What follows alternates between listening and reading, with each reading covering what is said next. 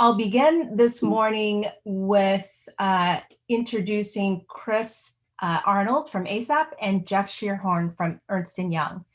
Jeff is Managing Director of Ernst & Young. He has over 25 years of industry experience, specializing in customer strategy, transformation, and operations. At EY, he's led engagements focusing on improving customer omnichannel experience, reducing operating costs, and driving top-line growth at numerous Fortune 500 companies across multiple industries, and most recently within financial services. Chris is the Vice President of Contact Center Strategy at ASAPP. He works with customers like JetBlue, Dish, Sprint, and many others to implement technology to improve engagement, lower costs, and increase agent efficiency. Prior to ASAPP, Chris spent 20 years leading contact center strategy and technology implementation for Verizon and Altel. He has worked in virtually every role within the contact center frontline, leading staff operations and teams and managing desktop automation and augmentation. And with that, let me hand over the reins to Jeff. Jeff, good morning, good afternoon. Hey, good morning. Thanks, Teresa. Hey, everybody. Appreciate you joining today. I'm looking forward to sharing some pretty unique insights, I think, and more importantly, this really cool solution from ASAPP that really helps a lot of us address a lot of the challenges we're experiencing around customer experience, employee experience, and really the integration across channels and channels of choice from our customers. Teresa, let's go to the next slide a minute. I just want to read a tagline to you guys before we get going. We're not advancing, Teresa.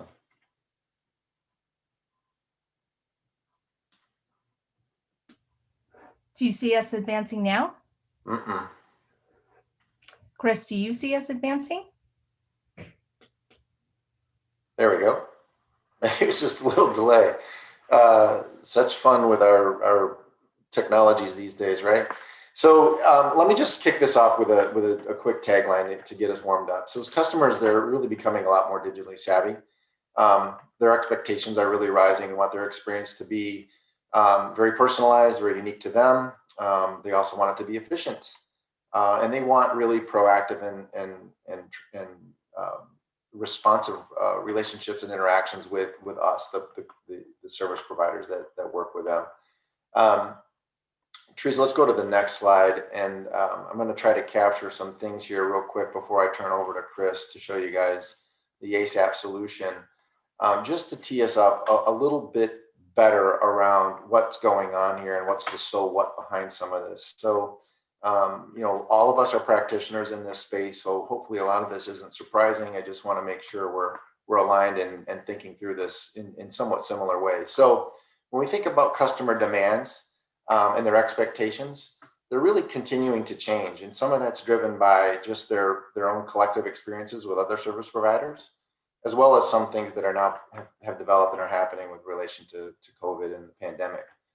But fundamentally, we think about things in three contexts: customers' needs changing.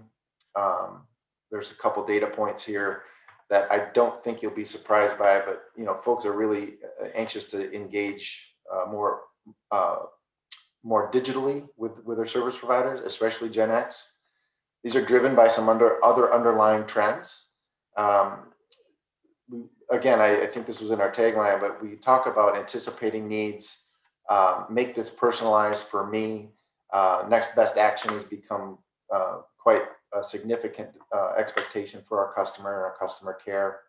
And sometimes our financial services organizations find it really a struggle to deal with a lot of the regulatory change that's coming now with the new administration in place. I think we're all holding our breath a little bit to see what may happen and may develop from that. So we have to be ready to respond to that. And then finally, which organizations, we have to respond in order to succeed. So again, this is positioning ourselves to be ready for what's coming and what our customers' expectations are. Analytics is playing a really, really big part. And I don't know how much of that initiative, how much data and analytics and AI initiatives you guys are working on, but they're becoming extremely pervasive right now. We'll get more into that with Chris's section. Let's go to the next one, Teresa. So I'm not going to read this whole slide to you guys. I think the themes that I want you to come away from here are related to the fact that we really can't lose sight of the fact that along with customers and customers' expectations, we really need to keep a lens on what's going on with our service delivery people, our CSRs in the call centers, sometimes or even our frontline facing employees, which has become less of a dependency. So thematically here, what we're saying is we're still the front door. We're still a lot of times the only time or opportunity we have to directly speak with our customers. Um, in some cases, in fact, in most cases, we still don't have that cross-channel integration that customers would love to see. And we've got some solutions now that are becoming a lot easier to implement and achieve that ambition. That causes us to make sure that we're arming our CSRs with the right training and support that they need, the coaching that they need, especially as it relates to fraud and fraud detection. And then finally, the organization service delivery companies need to be a lot more proactive in order to combat high employee attrition. We've gotten some data recently from some surveys we've done with clients with the work from home and moving all the contact center agents to work from home. Surprisingly, the attrition has been relatively steady, but there's some concern with as growth occurs, onboarding new employees and getting them up to speed on culture, how to integrate them into what our vision is and our strategy and things like that. So those will continue to be pretty thematic as we go along. Let's go to the next one, Teresa. This slide really just captures some of the uniqueness of what COVID and pandemic has caused us to face. So the contact center agents that we have and what we're trying to teach them and get out of them is a lot, probably more than we have in the past. A lot of our clients are really talking in terms of migrating from a service culture to a sales culture. So taking advantage of the fact that we can enable our employees with a lot better tools, a lot better technology to where they can actually serve in a much broader capacity and not just be transactional in terms of the way that they service our customers. Really moving to more of a retention, growth in wallet share, upsell, cross-sell, et cetera, and in some cases, even new customer acquisition. Let's go to the next one. Just wanted to share a couple of things that are driving a lot of this in terms of data points. This is the kind of an infographic type slide. I won't read every single one of these, but as you can see, there's a lot of data that backs up and supports the fact that we really need to be in a position where we have to figure out how do we start to close this gap between optimizing the customer experience as well as optimizing our costs and expenses. And the client and customer demands will continue to go on this path. There's no sign that they're going to let up. And so now we have to find ways to deliver that within the contact center. Let's go to the last slide here for my piece, Teresa. What I wanted to stress here is the fact that our contact center agents' interactions by definition are going to become much more complex because we're spending a lot of time and money really streamlining and focusing on deflecting, automating, eliminating voice contacts. It doesn't mean the contact centers by any means will go away. It just really means, in my view, that the interactions our CSRs are going to be faced with will be much more complex and in all likelihood a lot higher value. And so how do we bridge that? How do we enable that and bring the right tools and solutions to the table to do that? So what we've done is we've partnered with ASAPP, and ASAPP has come at the right time. They are positioned to really help facilitate this journey along this inflection point that we're at. And I really feel that their solution really is a strong enabler to help us get to that magical formula between optimized customer experience, employee experience, and help streamline costs and expense. So I will stop there. And I believe we have a polling question coming up. We do have some time for Q&A later. But if you don't mind taking part in our polling question, we'll do that and then pivot over to Chris. Great. Thank you so much, Jeff. So you should see live on your interface right now our first polling question. where Jeff talked about some of the challenges facing us at the end of 2020 and as we start 2021. We'd love to know, where does your organization face the greatest challenges? And this is multiple choice, so feel free to choose up to 3 of these answers, and we'll give you a few moments for everyone to answer, and then we'll share these live. And Jeff and Chris, as we end polling, I'm watching the results come in. I'll just give everyone a few moments. We're almost there at 100% as people read. And we will go ahead and end it now. And let's just publish so you guys can see the results. Wow. Yeah, data and analytics. There is so much attention being spent on that right now. And what's interesting to me is historically, we've never been at a loss for data. We've always had lots of data. It's always been the question of what to do with it and how to optimize the use of that data and turning it into actionable insights. And fortunately, there's been a lot of advancement around the tools and the techniques and things to get us some of those answers we're looking for relative to data.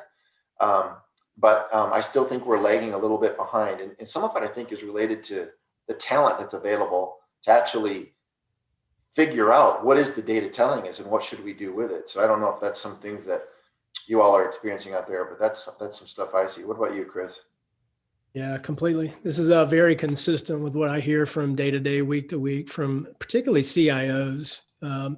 There's no new insights because largely they're still using a lot of the same data analytics reporting packages that they've used for years and years. And obviously, if you keep doing the same thing, you're not going to get new insights. But the good news is with some of what I'm going to talk about today, there's absolutely new insights. And to your point, Jeff, they're very actionable as well. Great. So, Chris, we will continue on with you. You're going to talk about who's doing what right in 2021 and how they're going about it. That's right. Thank you, Teresa. So I love the fact that I get to spend my days working with CX leaders across various industries, helping them understand how AI applied to CX operations can create leapfrog opportunities for their company. My goal in the next 15 or so minutes will be no different. As you might imagine, achieving leapfrog results requires a new way of thinking about the customer and how we operate contact centers, whether they be traditional brick and mortar or now work from home. Companies are rapidly adopting these new approaches as the pandemic has accelerated what used to be want to strategies into now have to strategies. So next slide. A common theme throughout my slides will be the challenge for CX leaders to think holistically about the customer journey. Historically, fragmentation between digital, IT, customer care, and sales teams has created a lot of unnecessary friction and broken promises that damage loyalty, retention, and revenue growth. First, objectively look at the channels available to your customers and evaluate if you've made it easy for the customer to interact with your company. Making things more difficult for the customer is not an effective cost mitigation strategy. In fact, it's quickly becoming an existential threat. Next, your agents. These agents should be the expert as they're your brand ambassadors. And if we're honest, agents have not been given the proper tools to consistently perform at high levels, particularly as Jeff mentioned before, their workloads have become increasingly complex. In fact, while I was at Verizon, our agents routinely had to navigate 10 and maybe even 20 different systems on any given call. Their jobs are complex, filled with anxiety, and only getting harder by the day. The good news is that the right technology on the desktop can help you rapidly address this massive opportunity. And then on the right, very large organizations, such as yours, have legacy backend systems that must be accounted for in any modernization effort. whether it's integrating with valuable systems such as your CRM, knowledge base, or simplifying an antiquated stack by rationalizing away poor performing technology. It's critical to build a short, mid, and long-term strategy that future-proofs your business from the next market crisis or mounting pressures from your competitors. Next slide. So where do most companies stand today compared to where they need to go? And when I say need, I'm referring to changing customer expectations, a modernized workforce, and cost pressures that will continue to pressure your service delivery. Flipping interaction mix from predominantly human-assisted voice to assisted and unassisted digital interactions over time will help you reach new levels of customer, employee, and shareholder value. But this requires a different type of thinking than that of the past. The companies I see making the largest and quickest strides are evolving how they think specifically about automation within their CX operations. Next slide. Historically, automation has been almost entirely binary, bot or agent, unassisted or assisted. This misses a massive opportunity to leverage the efficiency and effectiveness of automation across 100% of your customer interactions. And as a result, companies have hit their ceiling of benefits offered by chatbots. Next slide. Year after year, significant investments are made into chat and voice bots that return low single-digit improvements. The human intervention required by this approach is not only expensive, it's not actually automation. Leading AI solutions today are self-learning, meaning you no longer have to hire an army of people to manually tune hard-coded business rules and bot flows. Next slide. There's a better way to think about automation. Wherever interactions can be 100% successfully automated, they should be. But we know customer needs can be complex, and how customers say things isn't always clear to the bot. Wherever that's the case, we should leverage automation to make humans better and get it right for the customer the first time. Next slide. Over time, you'll find that well-designed self-learning AI will continuously get smarter, driving increases in performance without the cost-prohibitive manual tuning by humans. Next slide. As more and more data is ingested and learning occurs, you will make humans better while enabling more and more interactions to be 100% automated.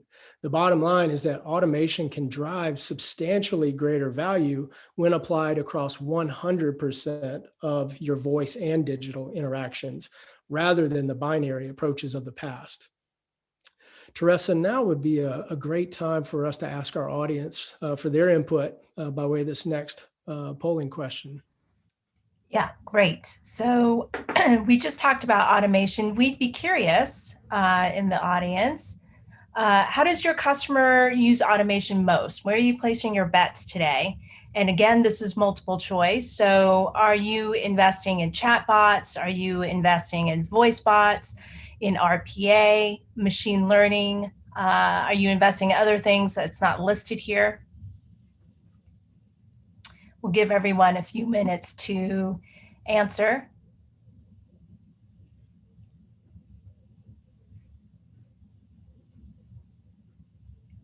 Great. As the answers come in, Chris and Jeff, you kind of see them. I'll end the poll and share the results. Does this surprise you?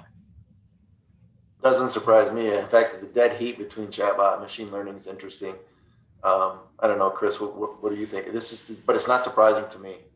No, it's not surprising to me at all either. I think this is very consistent also with what I see from day to day. I think the interesting point here is that there's a ton of, I'll say, marketing out there around artificial intelligence, much like Omni. There's our space is so full of buzzwords. It's really important to separate the best from the rest.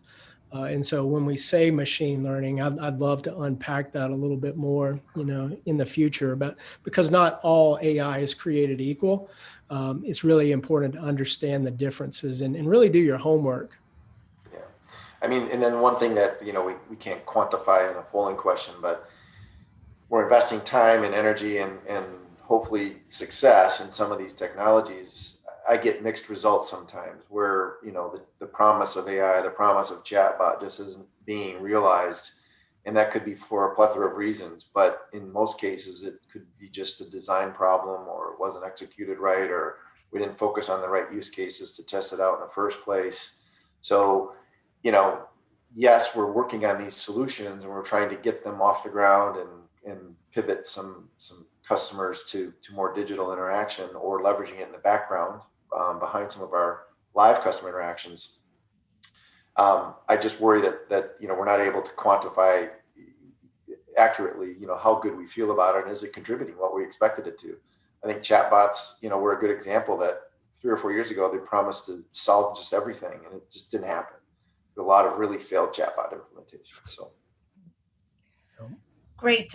Chris, we will continue on with you. Before we do, I'll just remind everyone to feel free to type in your questions in the Q&A button on your menu. We have a few lined up and we'll try to answer as many as possible at the end. All right, Chris. All right. Thank you, Teresa. So I want to make this as practical and real world as possible, since I came from the world you guys occupy day in and day out. So let's take a look at 5 practical steps that you can begin to take now.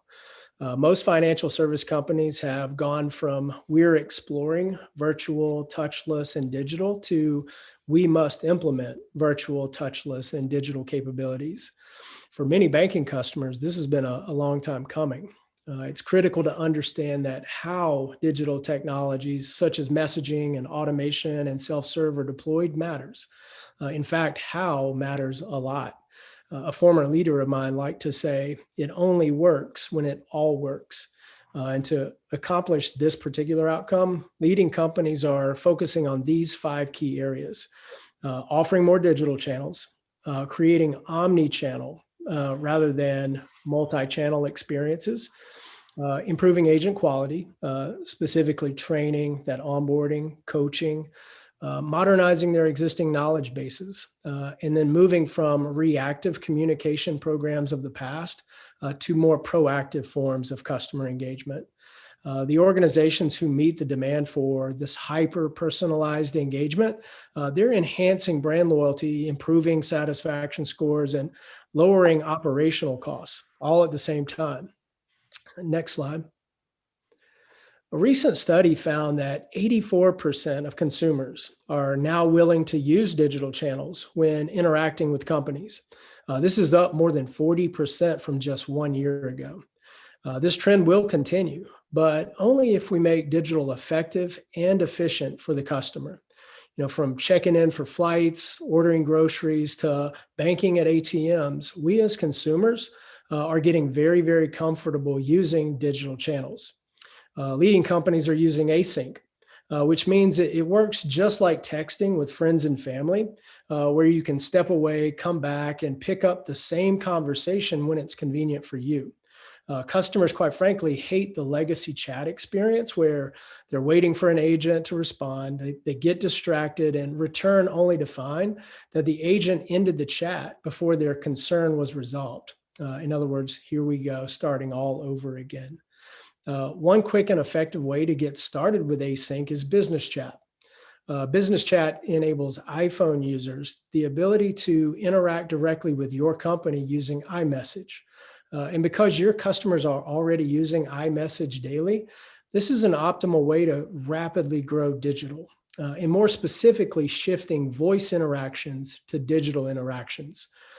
In my previous role at Verizon, we deployed a feature within Business Chat called Chat Suggest, which enables you to elegantly offer customers the option to use messaging rather than proceeding with a voice call. In fact, in the first full month in production, we were moving more than 100,000 voice calls to digital while also increasing Net Promoter Score at half the cost. So next, let's look at how the term omni can now become a reality rather than a buzzword on slides. As digital engagements rapidly expand, the opportunity to create seamless customer experiences across voice, messaging, bot, web, app will present a powerful new opportunity. In fact, in the retail world, consumers' shopping preferences and data follow them along their entire digital journey. Imagine your customers never having to repeat themselves, no more starting over because the customer chose to engage in a different channel. Unfortunately, there's still a significant amount of fragmentation across channels that makes it very difficult for the customer to manage their relationship with your business. From the customer's perspective, managing accounts, paying bills, establishing new lines of credit can quickly become very complicated. Too often, resolution requires multiple contacts, creating long, frustrating demands on the customer's already busy schedule. Omnichannel, when viewed from the customer's perspective, anticipates that customers may start in one channel, but then they're going to move to another as they progress towards resolution. Simply put, omnichannel is multi-channel done right. And in my view, the most effective way to create an omni experience is to build digital and voice engagements on a unified platform. Eliminating the division between channels by exposing all of your customer interactions to your agent enables you to finally achieve omni customer experiences without disrupting organizational dynamics between digital, IT, care, sales teams. Next, let's look at the most critical asset within your CX operations. In most cases, it appears that agents will remain predominantly working from home on a go-forward basis. Financial service organizations are now implementing process, policy, and technology to optimize agents working from home, as it'll be very important to consider new challenges that accompany the many benefits from a work from home program. A few of these challenges that come to mind are a lack of systems that can be used at home. So think of those legacy voice phones, that voice infrastructure, non-cloud applications. The ability to remotely onboard new agents that Jeff mentioned is a really big deal, with undetermined challenges in terms of knowledge retention and a willingness to stay with a company that they may not feel as connected to. And when you think about the high turnover in many contact centers, new agents are coming on board all the time. Large numbers of complex desktop systems create a need for lengthy training programs that historically have been facilitated in classrooms. That's no longer an option.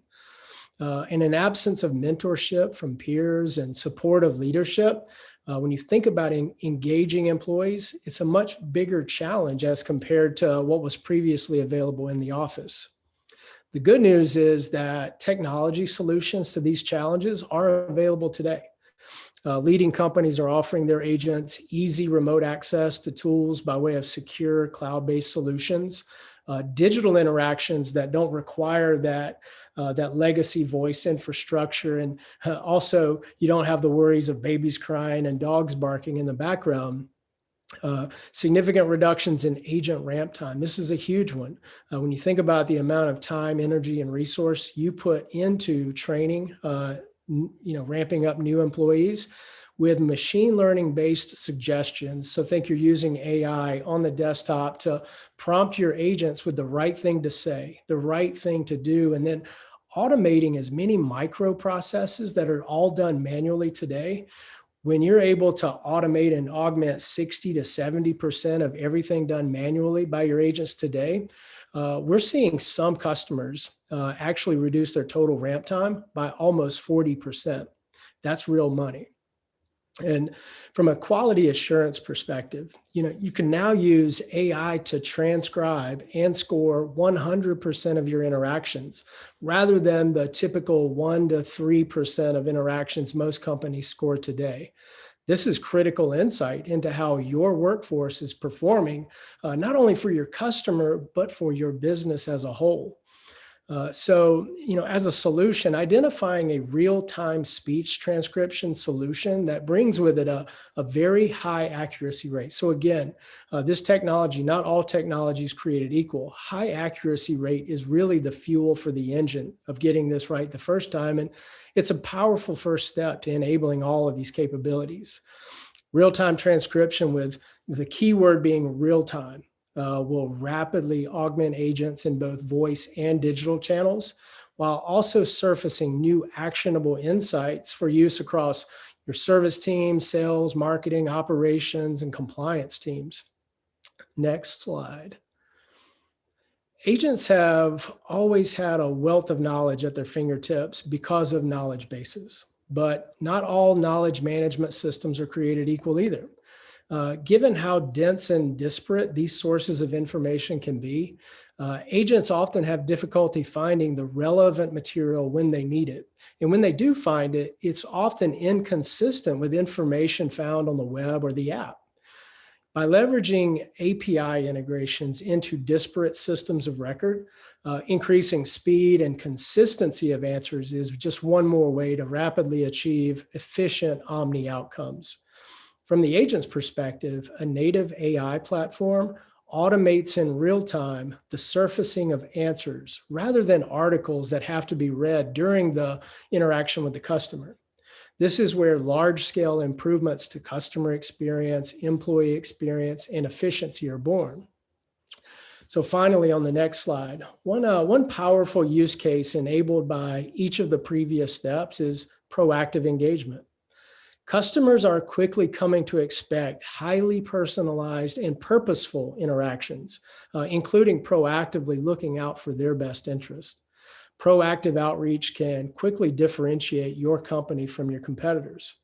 Unfortunately, most of today's outreach is not very personalized, and there's a huge variation of skill in the agents initiating these calls.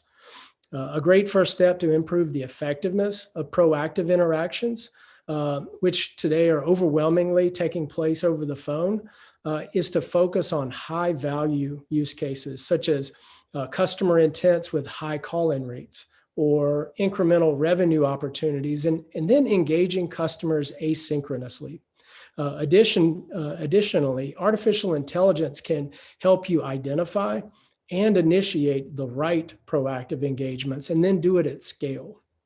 So in closing, I'll summarize the actions you can begin taking today.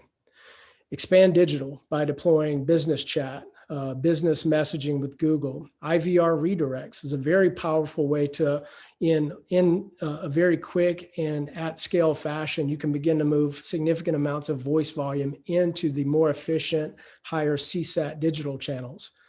Omni CX by deploying a unified voice and digital platform that brings together your web, your app, your messaging, and your voice. Agent quality enabled by high accuracy, real-time voice transcription on 100% of your interactions. And then modernizing your knowledge base by creating a centralized cloud-based solution that leverages machine learning for real-time action. And then lastly, proactive messaging to take value-added action against specific customer care and sales opportunities. The financial service industry is facing a season of transformation.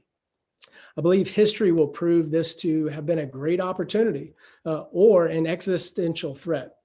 When market turbulence such as COVID-19 arises again, using artificial intelligence to learn and respond in real time across every customer-facing channel will enable you to transform your CX while eliminating significant operating costs. Teresa, I'll hand it back to you to take us to Q&A. Great. I'm just doing a time check, and we have time for probably 2 or 3 questions. I'm going to start first with you, Chris, but then I'd love your perspective on this same question, Jeff. Chris, you had talked about when you were at Verizon, being able to, in full production, implement 100,000 chats right away. What did that do for the team?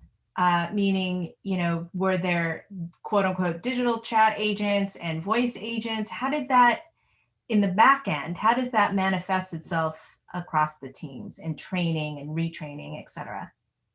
Yeah, it's important to really get into the operational weeds. I'll try to answer your question briefly, but the goal there, the 100,000, was to move voice into digital. And what it did was it created an opportunity for me and the team to, as we moved 100,000 voice interactions to digital, we were able to move voice agents over into the digital channels. And one of the things I didn't mention was we actually saw a 24% reduction in absenteeism. The agents that were in that higher stress, high anxiety voice channel, when we moved them into async, just because of the nature of async, their job satisfaction went up significantly. Not to mention, we saw a 12-point increase in net promoter score. The digital channel economics is a heck of a lot better than what we were seeing in the voice channel. So really the way I think about it is all boats were rising because the customer was winning, the agents were winning, and then ultimately the business was winning. And so as we moved the work from voice to digital, we moved the agents. And so there was an operational plan that as the work moved, the agents moved. And that's the journey we set out on to continue moving more and more voice into digital channels, entirely based on customer preference. Jeff, you see, related to that, you talk to a lot more customers than ASAPP does. Is that the transition of kind of a multi-talented agent team, which is now handling digital and voice? Is that common? Is that becoming common? Or what's the state of that? Well, I mean, I think that's the ambition, and it probably always has been over the course of time. I think what's the good news story today is that there's now tools that enable that a lot easier. Nothing in what we do in contact centers is proverbially easy, but I think what the gap has been is, putting the things in front of and training the agents and coaching them with the capabilities that enable them to do such things. It's amazing to me the amount of things that get thrown at call center agents that they're able to accomplish with some of the most antiquated, technologies available, and they're delivering amazing experiences to their customers. They're capable of doing much more, and I think that they want to do more. The trick is delivering on that commitment of enablement and encouraging that behavior in a way that makes them feel rewarded in their job and not kind of boxed into this, where do I go from here? And so as we are able to deliver a better experience for the employees and kind of expand the horizon of what they can do with customers, that's going to really help drive better customer experiences in the end, but longer retention of employees and better skill development. It will change the profiles of which we hire. There's a lot of questions out there. I can see them on work from home. My view is that that's here to stay. Surveys show, if you survey call center agents, and we've done this with a number of clients, do you want to come back to the call center, or do you want to stay working from home? It's a resounding 80% plus would prefer to stay working from home. And this is even now after we're into this for almost a year. So I think it's here to stay. And I think as we're able to provide them with more opportunities and more capabilities and allow them to kind of grow in their job and support that, I think that'll put us in a much happier place. We're going to save money. We're going to have better customer experiences, and we'll help the company grow. Great. Second question, I'll segue just a little bit. Someone's written in, I'll paraphrase, 3 years ago, the buzzword was chatbot. 2 years ago, Omni, as Chris said. Today, you're talking about AI or machine learning. Is that the word or the flavor of the month or the year? I'd love you both to respond, but Chris, why don't you take that first? Oh, it's a great question. And it absolutely could be. I think there's so much marketing wrapped around artificial intelligence. There's not always real meat on that bone. Again, not all technologies are created equal. So I just encourage everyone, because I've bought a lot of bad technology when I was at Verizon. So do your homework. because without a doubt, artificial intelligence is real. It's here to stay. It will transform our world, including what we're talking about from a CX perspective. But the variability between the technologies is astounding. Artificial intelligence, the associated machine learning algorithms, they take years to create, and a level of expertise in data science and understanding human behavior and building, addressing biases. And there's a lot of things you can get into, but it is hard work. So this is not something that can be bolted on to some other platform and you can expect the same business outcomes. It just isn't going to happen. So do your homework, make sure the right investments have been made into the AI and that it's not using crowdsourced data as an example. You won't get great results from crowdsourced data. You'll get great results from these machine learning algorithms using your data. And in a CX context, there's a huge difference. So do the homework. And when you do that and realize that there are companies out there with real artificial intelligence, that will prevent AI from becoming an empty buzzword. Jeff, any thoughts on that? You see a lot of buzzwords at EY. Yeah, I'll try to refrain from using more buzzwords. And when I say this, I don't mean to sound cheeky either, but I feel like some of these things fail because there's just an overcommitment, an overpromise, and overhype of what they're going to do, and we don't take the time to just consume them in bite-sized chunks. I think the biggest successes we've seen across the board are find a use case that's important, find a use case that is causing pain. Take that and wrestle it to the ground and find your technology that you want to apply to that use case. And maybe it's multiple technologies, but do it in a test and learn environment. And then, you can then go to the organization and say, look at the results we've gotten from this test and learn. It was a small pilot, but if we can scale this, it's going to amount to an enormous amount of, XYZ to the organization. And keep the lens on customer experience, employee experience, and of course the cost efficiency. But don't try to do too much too soon. The crawl, walk, and run thing is what I was referring to about not trying to be cheeky. But I believe in that. I think that that's the prudent way to go about it. I know organizations want to go speed is everything, but sometimes speed kills. So be careful with that. And like Chris said, do your homework, but do your homework not on just who the vendor is or the partner you're going to work with is, but what is it we want to solve to? What's the test? What's the case? That's good. Great.